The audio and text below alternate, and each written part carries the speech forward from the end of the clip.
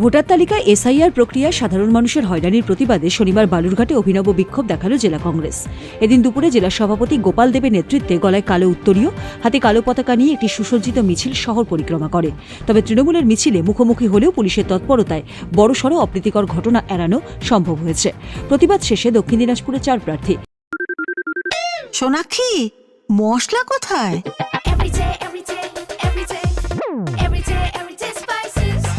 Everyday মশলা, দেশের স্বাদ। নমস্কার, আমি অনন্ত দেব অধিকারী, জলপাইগুড়ি সদর বিধানসভা কেন্দ্রের ভারতীয় জনতা পার্টির মনোনীত প্রার্থী।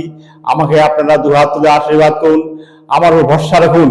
আমি কথা দিচ্ছি, জলপাইগুড়ির সার্বিক উন্নয়নে কখনো কম্প্রোমাইজ করব না এবং আপনাদের পাশে সদা সর্বদা পাশে থাকবো।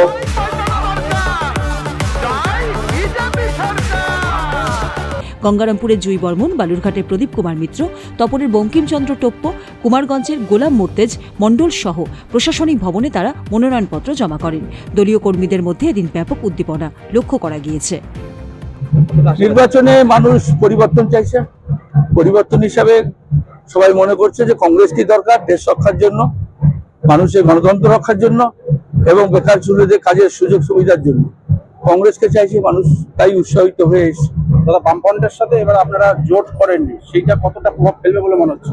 আমার মনে হয় তো কুচি ফেলবে না, কারণ হচ্ছে কংগ্রেস দল তার নিজস্ব সত্তা, তার নিজের ইতিহাস নিয়ে লড়াই করে। সেই জন্য এটা কোনো নয়। আমরা বারবার জোট করেছিলাম আমাদের ক্ষমতাশীল দলের বিরুদ্ধে লড়াই করার জন্য, কিন্তু আমরা চাই, মানুষ চাইছে, পশ্চিমবাংলার মানুষ চাইছে যে কংগ্রেস তার একক শক্তি নিয়ে লড়াই করুক এবং কংগ্রেসের আদর্শে তার প্রতীক হাত চিনে লড়াই।